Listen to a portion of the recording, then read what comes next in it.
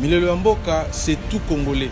Parce que tout Congolais pleure, parce que tout Congolais vit dans la souffrance. Nous avons encore des écoles qui sont sans banc, c'est-à-dire des écoles que nous qualifions des instituts Saint-Massokopas.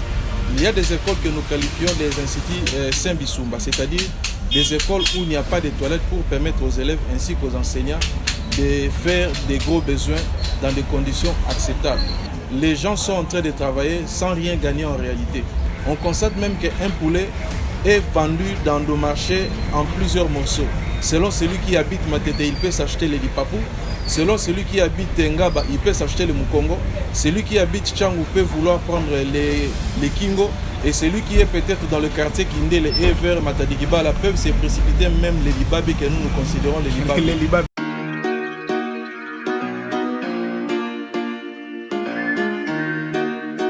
Bienvenue fidèles internautes dans votre émission Tolo Babo Solo. Tolo Babo Solo, c'est une émission que vous aimez beaucoup. L'émission qui passe sur Fiston Mambaye officiel. J'espère que vous êtes nombreux à nous suivre à cet instant. N'oubliez pas de vous abonner, de liker et de commenter pour permettre à Bisso d'améliorer Moussala Nabiso pour Nakosepeli Sabino. Alors, votre humble serviteur, Eli Awalo et Laïdja Awalo pour les autres. Aujourd'hui, j'ai le réel plaisir de recevoir Maître Leader Kingondi. Maître Leader Kingondi, c'est le président d'un groupement politique, Milelo Yamboka. Maître Leader, bonjour. Oui, bonjour, monsieur Eli. Je rappelle, Maître Leader, c'est le président du groupement politique Milelo Yamboka. Dengue Bozoyoka, Milelo Yamboka, Maître Leader, pouvez expliquer à nos internautes ce que veut dire Milelo Yamboka? C'est quoi Milelo Yamboka? Milelo Yamboka, ça veut dire les pleurs des Congolais. Ça veut dire les souffrances des Congolais. Milelo Yamboka est là comme une passerelle qui permet à la population de faire entendre ses desiderata auprès des dirigeants. Et au même moment aux dirigeants, de ramener auprès de la population ce que la population ne connaît pas, ce que la population n'a jamais compris de ce qui se passe sur les devenirs du Congo. Milelo Yamboka, c'est tout Congolais. Parce que tout Congolais pleure, parce que tout Congolais vit dans la souffrance. Aujourd'hui, nous sommes en train de remarquer qu'il est certes vrai que le président de la République a donné le temps pour la gratuité de l'enseignement primaire. Mais il s'est fait qu'au-delà de ce temps donné que nous encourageons, mais dans nos sociétés, nous avons encore des écoles qui sont sans banc. C'est-à-dire des écoles que nous qualifions des instituts Saint-Massokopas. Il y a des écoles que nous qualifions des instituts Saint-Bissoumba, c'est-à-dire des écoles où il n'y a pas de toilettes pour permettre aux élèves ainsi qu'aux enseignants de faire des gros besoins dans des conditions acceptables. Il y a des écoles que nous appelons des complexes scolaires Saint-Moï, c'est-à-dire des écoles où il n'y a pas de toiture. Lorsqu'il fait soleil ou lorsqu'il pleut, les élèves et les enseignants sont complètement mouillés. Aujourd'hui, nous constatons dans notre pays, le courant vient nous dire bonjour et au revoir pendant que nous avons beaucoup de barrages hydroélectriques. Nous constatons également que nous n'avons pas d'eau potable alors que nous avons le fleuve Congo, nous avons des lacs, nous avons des rivières que l'État pouvait faire en sorte que pour desservir sa population en consommation d'eau potable. Nous remarquons également que les gens sont en train de travailler sans rien gagner en réalité. Ceux qui sont dans le secteur informel ne gagnent rien. Ceux qui sont dans le secteur public, ce qu'ils obtiennent ou ce qu'ils reçoivent de l'État ne leur permet pas de nouer les deux bouts du mois. Alors face à toutes ces difficultés-là, des logements, des soins de santé primaires et des conditions de vie pour pouvoir même se nourrir, on constate même qu'un poulet est vendu dans nos marchés en plusieurs morceaux. Selon celui qui habite Matete, il peut s'acheter les Lipapou. Selon celui qui habite Ngaba, il peut s'acheter le Mukongo. Celui qui habite Tchangou peut vouloir prendre les Kingo. Et celui qui est peut-être dans le quartier Kindele et vers Matadikiba, peuvent se précipiter même les Libabi que nous considérons les Libabi. Alors toutes ces difficultés-là, les musiciens l'ont chanté même. Et toutes ces difficultés-là, nous l'amenons auprès des dirigeants congolais pour qu'ils réfléchissent, qu'ils mettent leur cœur afin de trouver des solutions que les Congolais vivent. Et dans Milelo Yamboka, nous prenons comme vision ou comme leitmotiv, c'est le joséphisme. Joséphisme veut dire c'est tiré de Joseph, fils de Jacob.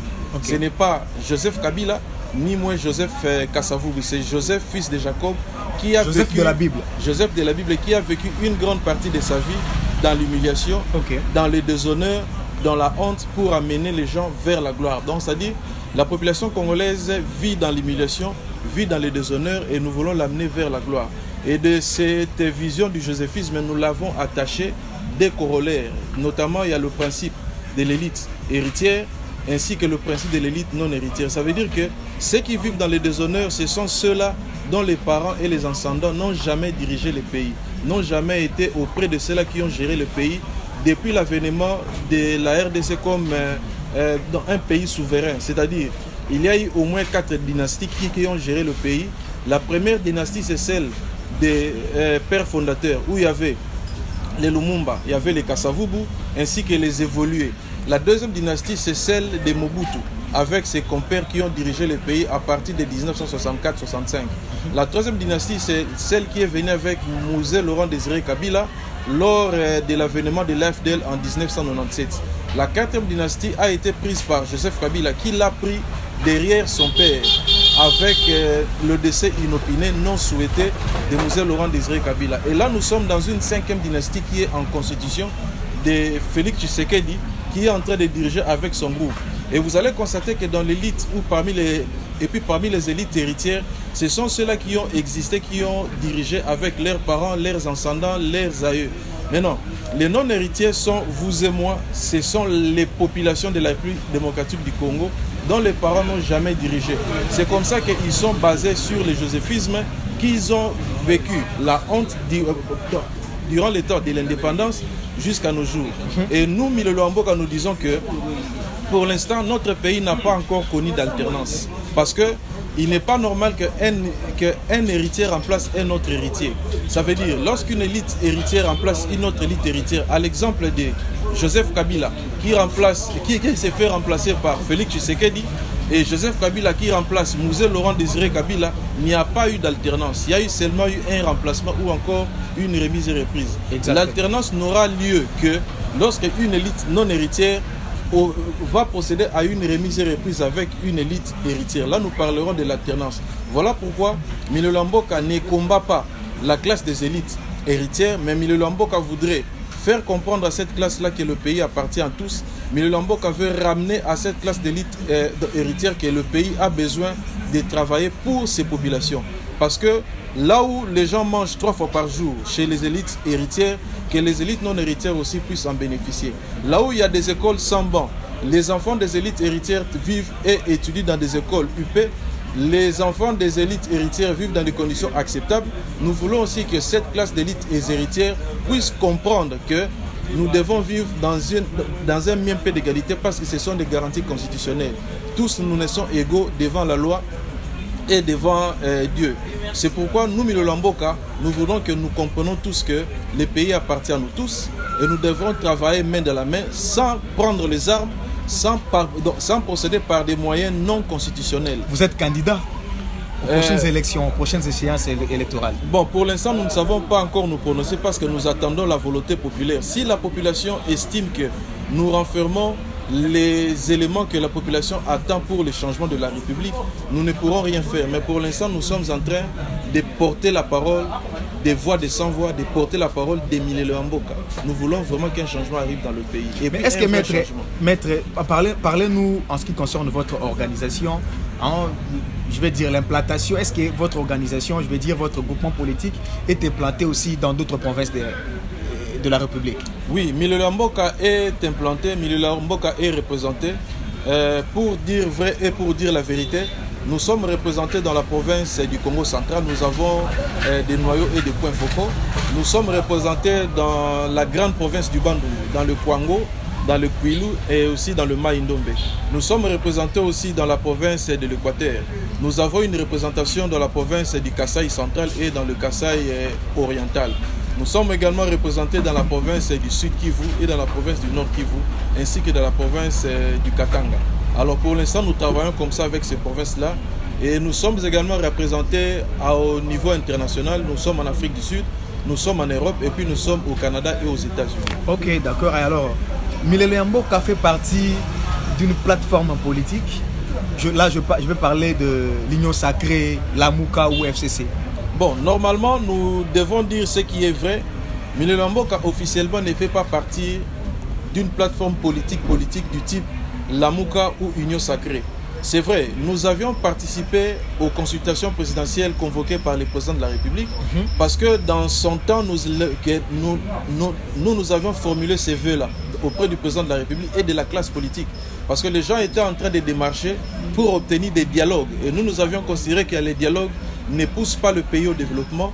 Les dialogues ne résolvent jamais les problèmes primordiaux de nos populations. C'est pourquoi nous avions souhaité que nous puissions travailler sous contexte d'un style d'une consultation nationale qui permettrait au président, qui permettrait aux institutions nationales de connaître les desiderata de la population pour les résoudre tant soit peu. Et sur le plan technique ou sur le plan politique, nous ne sommes pas membres de l'Union Sacrée, nous ne sommes pas membres de l'Amuka, nous ne sommes pas membres d'Ensemble et nous ne sommes pas leurs alliés. Mais nous sommes plutôt membres de la coalition nationale populaire, jusqu'à preuve du contraire, qui est dirigée par l'honorable Basile Olongo. Mais en étant dedans, ça ne veut pas dire que nous sommes membres du parti dont Basile Olongo dirige, dont nous n'avons que la coalition en partenariat comme l'élément commun. Parce que dans cette coalition nationale populaire, nous militons pour que les vécus quotidiens de la population connaissent un changement vrai et que l'on connaisse un ressenti exact et réaliste pour la vie de la société congolaise. Basile Olongo fut ministre à l'époque de Joseph Kabila, n'est-ce pas? Oui, oui. Il fut ministre de... C'était quel secteur? Il fut vice-premier ministre à l'intérieur. Vice-premier ministre à l'intérieur. Basile Olongo est devenu pasteur, c'est vrai? En tout cas, aucune idée. Nous n'avons pas de travail en commun, disons, là tendant vers la spiritualité. Notre cheval de bataille d'ensemble, c'est le peuple congolais. Il a ses efforts qu'il fournit, mais le Lwamboka aussi a ses efforts qu'il fournit également, et nous nous sommes retrouvés dans cette plateforme que nous avions dénommée Coalition Nationale Populaire. Il y a des photos, je ne sais pas moi, et des vidéos qui circulent dans les réseaux sociaux que Basile Olongo est devenu pasteur, je ne sais pas moi. Hein, il était là, journaliste, il est entré aux affaires, il était dans les affaires et après, comme il n'est plus dans les affaires, il devient pasteur, je ne sais pas moi, ça c'est quelle stratégie? Bon, donc tout en ne pas dire de lui, parce que nous n'avons pas reçu mandat de parler personnellement sur son nom, mais tout ce que nous savons de lui, en dehors de ses activités politiques, c'est un serviteur de Dieu, c'est un homme de Dieu. Nous ne pouvons pas, moi je ne le sais pas. Nous ne pouvons pas nous voiler la face. J'ai été même étonné le jour où j'ai vu ces images dans les réseaux sociaux. Je me dis, en bon, ce monsieur est devenu pasteur ou il a déjà été? C'est vraiment un homme de Dieu. C'est de la même manière que Mile Lwamboka se fonde par rapport à sa vision sur le joséphisme, parce que nous voulons que les gens comprennent que la vision que Mile Lwamboka a est tirée de la Bible. Et dans ce que nous prenons comme programme de gouvernance, notre programme de gouvernance s'intitule Gouvernance sacerdotale ou Gouvernance sacerdoce. C'est-à-dire quoi? Nous voulons diriger la République vu comme dans un sacerdoce. Parce que le pays n'est pas un bien commun d'un humain. Le pays n'appartient pas à Joseph Kabila. Le pays n'appartient pas à Félix Tshisekedi. Le pays n'appartient pas à Thabo Mwamba. Ni le pays n'appartient pas à Leader Kingonzi. Le pays appartient à Dieu. La population qui s'y trouve à l'intérieur appartient à Dieu. Les biens qui s'y trouvent à l'intérieur, les minéraux ainsi que tout autre que nous bénéficions appartient à Dieu. Voilà pourquoi, lorsque nous aurons à comprendre que tout ce qui se trouve à l'intérieur appartient à Dieu, nous allons diriger le pays dans une maturité que ce que nous ferons, nous devrons donner ou faire rapport d'abord à celui qui a créé l'humanité, à celui qui a créé le pays, à celui qui a créé la population. C'est comme ça que le pays tendra vers le développement. Or, lorsqu'on ne comprend pas que nous devons diriger le pays comme si nous dirigeons dans le sacerdoce, nous finirons et nous resterons qu'à vivre la situation que nous vivons actuellement. Il y a la gabegie financière, il y a la dépravation des mœurs, il y a les détournements chaque jour que nous vivons et puis nous ne cessons et nous n'arrêterons d'entendre les problèmes de mégestion un peu par le passé. Nous avions constaté qu'il y a eu même un forum. Il y a eu même un forum qui a eu lieu de l'époque de l'ex-président Joseph Kabila qui avait réussi à réunir tous les groupes armés. Il y avait le M23, il y avait les Mai Mai Chinja Chinja, il y avait les Mai Mai Kassidien, il y avait les Mai Mai, ainsi de suite. Et Joseph Kabila avait réussi à réunir tous ces groupes armés. Et il y avait même un accord de principe qui a été levé. Et dans cet accord de principe, on devrait même réinsérer ou encore réintégrer certains éléments réinsérer certains éléments qui se sentiraient capables de travailler dans l'armée nationale. Mais nous n'avons compris pourquoi, même après Joseph Kabila, même vers la fin de Joseph Kabila, ces groupes armés ont encore ressurgi pour refaire surface au lieu de respecter les accords signés entre le gouvernement et ces groupements rebelles. Alors nous avons fini par comprendre que l'Est de la République démocratique du Congo renferme beaucoup d'enjeux géostratégiques. Il y a l'aspect minéré, il y a l'aspect militaire et politique que certaines personnes mal intentionnées sont en train de tirer ficelle, qui sont en train de tirer des draps vers vers leurs intérêts personnels. Okay. Alors, face à ces différentes situations ou à ces différents problèmes géostratégiques, nous disons qu'il est difficile pour notre pays de s'en sortir très facilement. Alors, nous comprenons peut-être le désir ou encore les soucis du président de la République de vouloir rétablir l'autorité de l'État et de ramener le pays dans une paix définitive et durable dans cette partie de notre pays. Alors, à l'instant, nous disons qu'il ne serait pas une bonne chose. Ça, c'est notre avis. Là, ce n'est que notre avis personnel. Ça ne serait pas une bonne chose pour notre pays de signer des accords avec le M23 pour rechercher la paix. Parce qu'on ne peut pas signer des accords avec un groupement rebelle qui combat un pouvoir en place. Parce que dans notre constitution, lorsque nous lisons l'article 64, il y a 2 alinéas. Dans l'alinéa 2, la Constitution réprime ou refuse à ce que les gens qui prennent les armes pour déstabiliser les institutions les institutions constitutionnellement établies, ce sont des gens que nous devons arrêter. Ce sont des gens que la République doit faire arrêter, doit faire juger et doit faire condamner. Parce que des mouvements subversifs sont complètement interdits. Et nous pensons que nous devons conseiller à notre gouvernement de ne pas vouloir signer un accord, quelle que soit sa nature, quelles que soient ses échéances ou quelles que soient ses conséquences, avec un groupe qui s'élève contre notre République, qui s'élève contre les intérêts de notre communauté et de toutes nos populations. Donc nous sommes carrément opposés. Voilà pourquoi nous disons que nous sommes vraiment très réservés pour dire ou pour assurer que le président de la République signerait les accords avec les rebelles. Je ne vois pas le président Tshisekedi vouloir signer pareils accords. Parce que signer pareils accords, ça sera sortir le pays de la constitutionnalité, ça sera sortir le pays du bon fonctionnement qui est lié au terme des institutions établies sur le plan constitutionnel. Le président de la République n'a pas demandé à ce qu'il y ait une négociation ou un dialogue entre lui, État qui est institution de la République, et les mouvements rebelles. Mais le président de la République a été sollicité par, je vais dire, la communauté internationale, notamment les États-Unis, qui puissent signer, je vais dire, négocier avec ces mouvements rebelles. Et le plus souvent, ces Occidentaux sont accusés de pouvoir commanditer des guerres à l'est du pays. Bon, donc vous savez, M. Elie, en matière de gestion ou de direction de la République, il y a ce qu'on appelle la souveraineté d'un État. Oui. Lorsqu'on dit souveraineté d'un État, c'est-à-dire dans notre souveraineté, aucun État ne peut nous imposer la voie à suivre ou la direction à diriger notre République.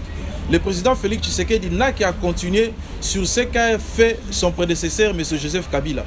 Sur ce qui a été convenu, sur ce qui a été fait, nous devons examiner certainement ces protocoles d'accord. Nous devons examiner certainement ce qui a été décidé, a été fait pour que le gouvernement actuel continue sur le bon nombre de chemins. En ce que nous sachons, la République démocratique du Congo n'a jamais violé ses engagements tels que convenu dans le forum qui a eu lieu dans le Kivu. Nous savons seulement que ce sont les groupements rebelles qui n'ont jamais voulu concéder ou qui n'ont jamais voulu obtempérer dans ce qui a été convenu dans ces forums. Pour l'intérêt de M23, je ne vois pas le gouvernement actuel représenté par Félix Tshisekedi abonder dans le sens de trahir la nation, ni encore de trahir les intérêts de nos populations, qui est la population congolaise, particulièrement celle qui est à la partie est et qui est en train de souffrir sérieusement et énormément. Sérieusement et énormément, les Congolais de l'Est souffrent.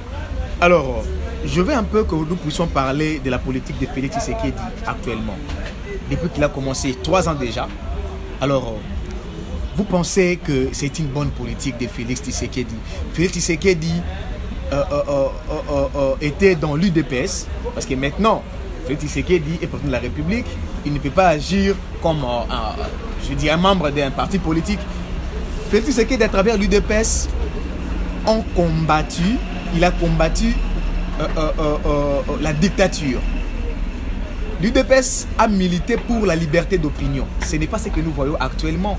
Il y a nos amis notamment de l'ECD, parti cher à Martin Fayoulou, lors des marches populaires, des marches pacifiques, ont été tabassés, d'autres incarcérés. Pourquoi ça? Pourquoi l'UDPS n'arrive pas à laisser pratiquer ce qu'elle a combattu il y a longtemps, il y a 38 ans? Oui, camarade Eli, nous voulons d'abord placer une précision que nous sommes Milelo Amboka. Nous ne sommes pas l'UDPS, nous ne sommes pas ensemble, nous ne sommes pas MLC, nous ne sommes pas les PPRD. Nous leur mettons tous dans le même sac des élites héritières qui ne travaillent pas pour l'intérêt de nos communautés ou encore de nos populations. Nous, en tant qu'élite non héritière, nous voudrons qu'il y ait égalité et stabilité dans les vécus quotidiens de nos populations. C'est-à-dire dans la manière de travailler, comme travail dans l'idée du sacerdoce, que nous ramenons le pays avec une possibilité d'avoir non seulement une classe de riches, mais aussi une classe moyenne qui permettra aux Congolais de vivre de mieux en mieux. Alors, en cela, je voudrais donner encore une seconde précision qui est laquelle, en la personne de Félix Tshisekedi, il y a une dichotomie qui s'impose là-dessus. Notamment, il y a Félix Tshisekedi comme individu, une personne normale comme vous et moi. Il y a une personne institution qui est Félix Tshisekedi, président de la République. Lorsqu'on va dans les concepts personne normale Félix Tshisekedi, nous risquons de quitter sur les débats sur le bon fonctionnement de la République et sur les débats sur la continuité de l'État. Parce que les gens ne doivent pas oublier que lorsque vous êtes individu, lorsque vous êtes individu et vous accédez aux fonctions suprêmes de la République, vous quittez d'être individu. L'aspect individu reste dans la famille, reste dans la familiarité et dans les amitiés avec les tierces personnes. Mais quand vous entrez dans le fonctionnement du pays, vous portez la casquette d'une personne institution. Alors, quant à une personne institution, il faudrait comprendre qu'il y a un système qui a déjà été établi. Ça fait belle lurette. Ce système-là l'a hérité aussi Félix Tshisekedi de Joseph Kabila. Joseph Kabila a hérité du même système de Mouzé Laurent Désiré, donc là Kabila son père. Mouzé l'a hérité de Mobutu et Mobutu l'a hérité des pères fondateurs qui ont dirigé la République depuis l'ère de l'indépendance en 1960. C'est le système que Milelo Amboka combat.